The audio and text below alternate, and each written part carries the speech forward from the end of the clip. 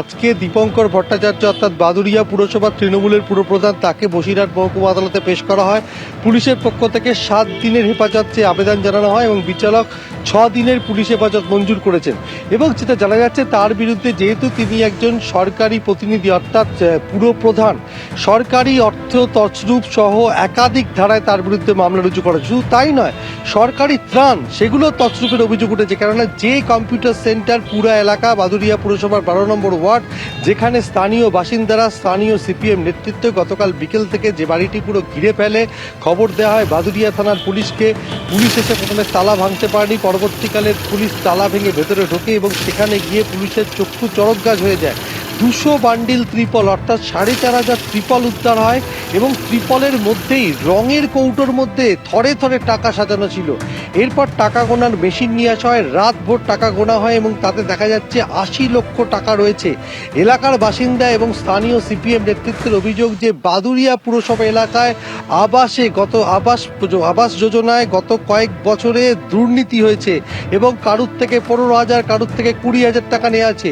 সেই দুর্নীতির টাকা এবং এই টাকার পরিমাণ আরও বেশি, আরও অন্য কোথাও থাকতে পারে এবং পুলিশ মনে করছে যে আরও তদন্তের প্রয়োজন রয়েছে। সেই কারণে 6 দিনের পুলিশ হেফাজত পাওয়ার পর দীপঙ্কর ভট্টাচার্যকে আরও জেরা করা হবে এবং তার সঙ্গী সাথীরা কোথায় এবং অন্যত্র কোথাও টাকা মজুদ আছে কিনা। কেননা এলাকার বাসিন্দার অভিযোগ করছে কোটি কোটি টাকা রয়েছে।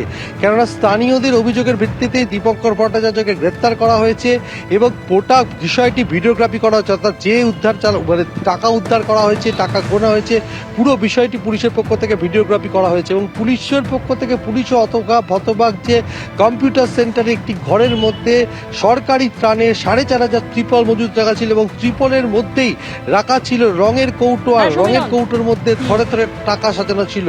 80 লক্ষ টাকা উদ্ধার হয়েছে এবং আরও টাকা উদ্ধার হওয়ার সম্ভাবনা রয়েছে এবং তাকে নিয়ে জিজ্ঞাসাবাদ করে আরও তল্লাশি চালানো হবে। ধন্যবাদ সমীরণ।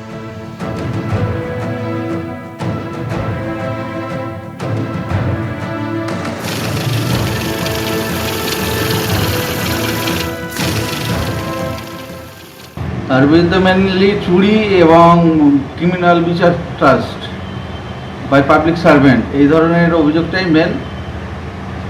সেক্ষেত্রে আপনার সেকশন যেগুলো আছে 303(2), 316(2), 316(4), 316(5) এবং 61(2) এই সমস্ত সেকশানে ওনার এগেনস্টে অ্যালিগেশন আনা হয়েছে এবং হিউজ পরিমাণে টাকা এবং পাবলিকের যেগুলো দেওয়ার সামগ্রী, ত্রিপল বা এত কিছু পাওয়া যায়। 80 লক্ষ টাকার কাছাকাছি টাকা পাওয়া গেছে। সেক্ষেত্রে আপনার 7 দিনের পিসি চেয়েছিলেন, 6 দিনে অ্যালাউ করেছেন লাইনাট কোর্ট। এবিপি আনন্দ, এগিয়ে থাকে, এগিয়ে রাখে।